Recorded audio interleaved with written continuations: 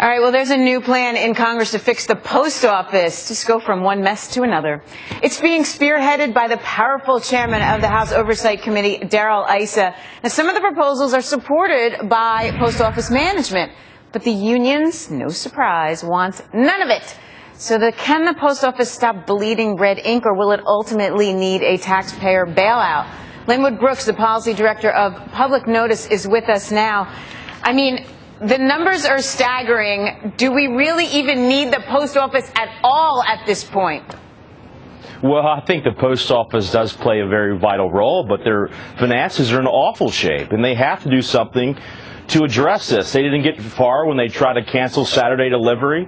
There's other proposals out there now to have cluster boxes so the mail isn't delivered to every house, but at a core location in a neighborhood, like many apartments today. But they need to look at serious ways to get their finances under control. Post office lost $16 billion last year.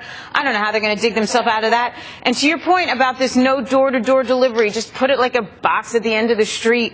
Apparently, that would save $4 billion. That's a fair chunk of change. Why not, then?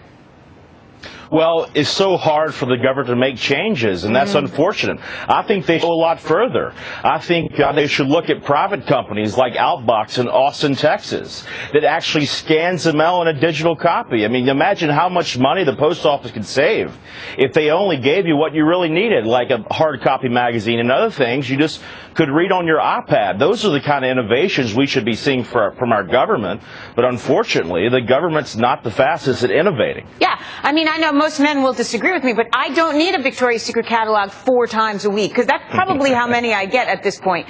The no Saturday delivery, all right, I'm over that.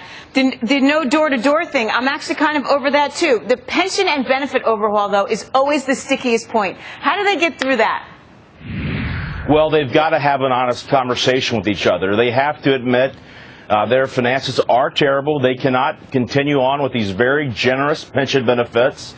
And they need to really reach an agreement to have the Postal Service on the same type of retirement that many Americans are on, like 401ks, and not these guaranteed benefit plans.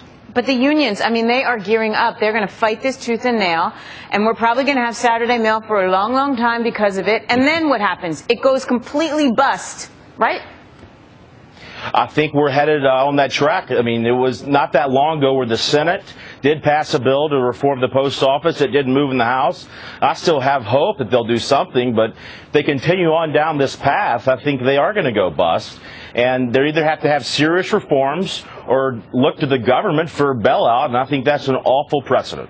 Yeah, we have a statement from the American Postal Workers Union, and they said the bill would be devastating, have a devastating effect on the Postal Service. Honestly, devastating?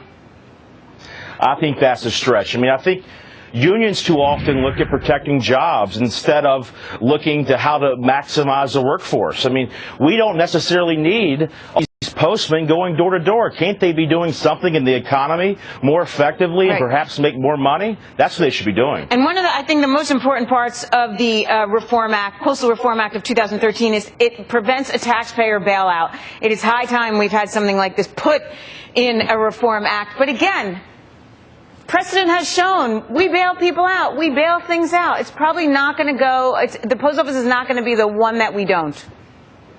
Well, you know, they can put that in a bill now, and Congress down the road doesn't have to follow that. Right, I think exactly. Not bailing the Postal Service would be a good place to start, but if they continue on this path, they're going to be depending on American taxpayers, and that's wrong. You're absolutely right about that.